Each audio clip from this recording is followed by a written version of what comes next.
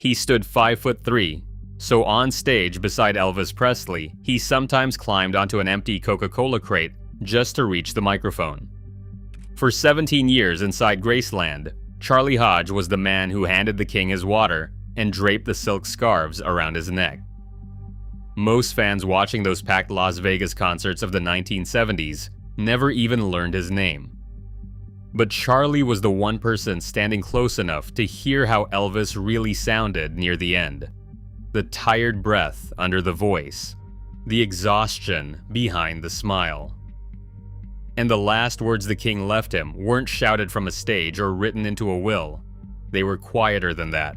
Once you know what they actually were, the final concert in Indianapolis hits completely differently. This is the friendship almost nobody talks about, and the goodbye Charlie carried alone for the rest of his life. The story starts long before the jumpsuits and the sold-out arenas. Back in the mid-1950s, a young gospel singer from Decatur, Alabama, walked backstage after an Elvis Presley show in Memphis and introduced himself. Elvis remembered him. So when the two men crossed paths again in 1958, standing on a crowded army transport ship bound for Germany, that small spark of recognition turned into something real. They were just two soldiers then, thousands of miles from Tennessee, singing gospel harmonies in the barracks to pass the long nights.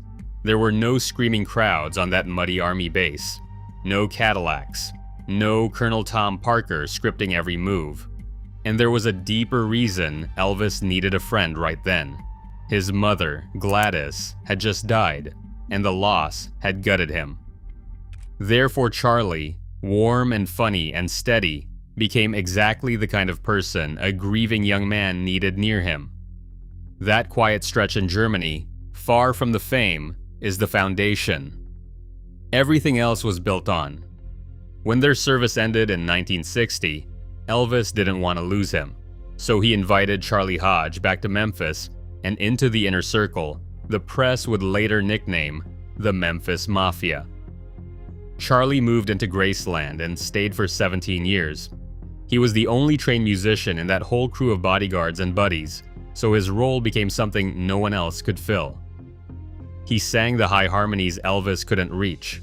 He played rhythm guitar in the studio on gospel records like How Great Thou Art. Back in those Memphis recording sessions, Charlie's tenor sat right up against Elvis's lead, close enough that on some tracks you can barely separate the two voices. That's how tight they were, on the microphone and off it. Charlie was even in the room when Elvis first met a young Priscilla, and years later he was trusted enough to drive Colonel Parker to Elvis and Priscilla's secret Las Vegas wedding. This wasn't a hired hand. This was family. Here's the part almost no one notices though. Watch any Elvis concert film from the 1970s and look just past the king's shoulder. That short man in the matching jumpsuit, kneeling near the drum riser with a stack of acoustic guitars and a handful of silk scarves, that's Charlie. When Elvis finished a song and hurled his guitar across the stage without even looking, Charlie was the one who caught it, every single night. When Elvis needed a drink of water in the middle of a number, Charlie's hand was already there. He passed the king the scarves that got tossed into the crowd, one after another, until the front rows of the arena were full of them. Elvis loved him for it, and gave him teasing nicknames like Waterhead and the Scarves and Waterman. To the 20,000 people in the seats, Charlie was invisible. To Elvis, he was the safety net. By the time Elvis staged his electric 1968 comeback special and then launched that long Las Vegas residency, Charlie was woven into the entire machine. 2 full shows a night, the glittering marquee outside the packed showroom, the sweat and the adrenaline of it. Through all of it, Charlie stayed the steady figure at the edge of the stage, doing the small, unglamorous jobs that kept the king standing. But Charlie's biggest fingerprint on those shows is one you've almost certainly heard without ever knowing it was him. It was Charlie Hodge who suggested that Elvis end his concerts on a tender ballad instead of a big rocker.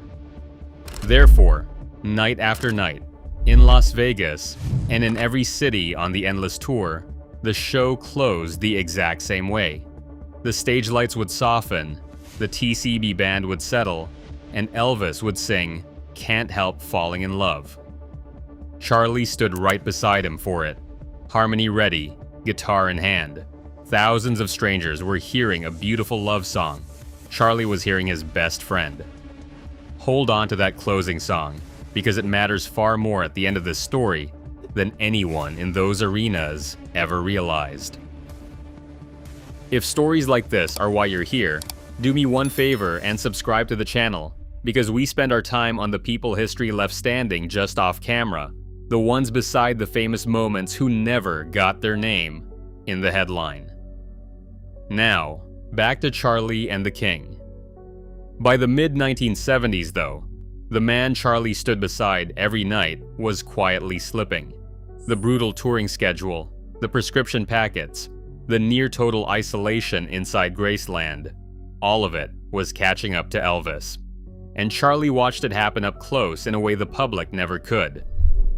There were nights in those Las Vegas showrooms when Elvis, back to the crowd, would sag for a moment, and Charlie would be right there to steady him before he turned around and gave the fans the king they'd paid to see. In 1976, when Elvis signed his will at Graceland, Charlie Hodge was one of the men who signed the document as a witness. So by then, he wasn't only a friend and a bandmate. He was standing right there for the moments that were quietly turning final. The last tour came in the summer of 1977. On June 26th, at Market Square Arena in Indianapolis, Elvis Presley walked out in front of a roaring crowd and gave what turned out to be his final concert. By then, his health had visibly declined, and getting through a full set on that Indianapolis stage wasn't easy for him anymore. But his voice still filled the building, and the crowd still lost its mind over every move. Charlie was in his usual spot, handing over the water and the scarves, catching the throne guitar, singing harmony on that same closing ballad he'd chosen years before. Neither man knew it was the last time. That's the cruel thing about last times. They almost never announce themselves while they're happening. The show ended, the Indianapolis arena emptied out, and everyone simply assumed there would be a next one. Then came August 16th, 1977. The night before, back at Graceland, Elvis could not sleep, which by that point was nothing new. Around 4 in the morning, he woke his cousin Billy Smith for a game of racquetball on the private court he had built behind the mansion. Rain had been falling over Memphis all day. The way those who were there remembered it, Elvis held his hands up toward the sky and joked that with a little faith you could stop anything. Then he drifted over to the upright piano just outside that racquetball court. By most accounts, one of the last things the king ever played inside his own home that night was a quiet, aching song called "Blue Eyes, Crying in the Rain." A few hours later, he went upstairs to rest. That afternoon, Charlie Hodge came home to Graceland from a shopping trip, arms full, expecting a completely ordinary day. Instead, he walked straight into chaos.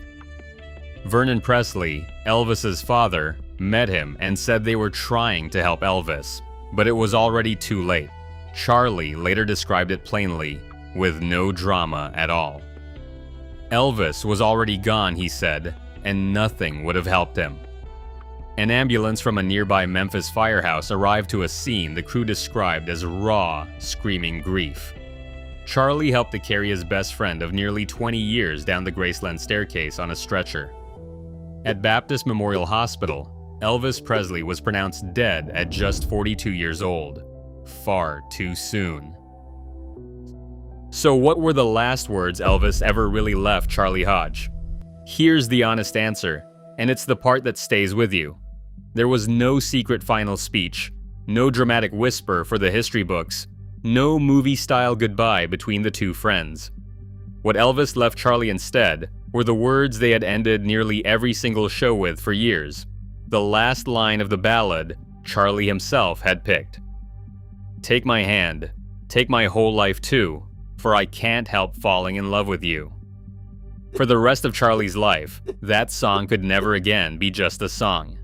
It was the sound of standing next to his friend under the stage lights, night after night. A goodbye the two of them had been unknowingly rehearsing the whole time. Charlie didn't fall apart in public. He stayed on at Graceland for about a year afterward, helping Vernon hold the estate together, because that's simply who Charlie was. He served as a pallbearer at the funeral, and standing off to the side that day, watching them lay Elvis to rest in the meditation garden, Charlie said the line that maybe captures the whole friendship better than any secret last words ever could. "Now the reason for us being here," he said quietly, "is all gone." He spent the decades that followed keeping his friend's memory alive, touring, telling the true stories, writing a book called Me and Elvis, so the real human being wouldn't disappear underneath the legend. Charlie Hodge finally passed away in 2006 at 71. But the image of him never really fades. A 5'3" gospel singer, balanced on a Coca-Cola crate, standing just close enough to catch the guitar, to hand over the water, and to hear exactly how a love song sounds when it's secretly a farewell. So here's what I'll leave you with. The last words Elvis gave Charlie weren't spoken at all. They were sung, every night, to a room full of strangers who never guessed they were watching a goodbye between two friends. What do you think Charlie was really hearing? All those nights he stood beside the king for that final song? Tell me in the comments.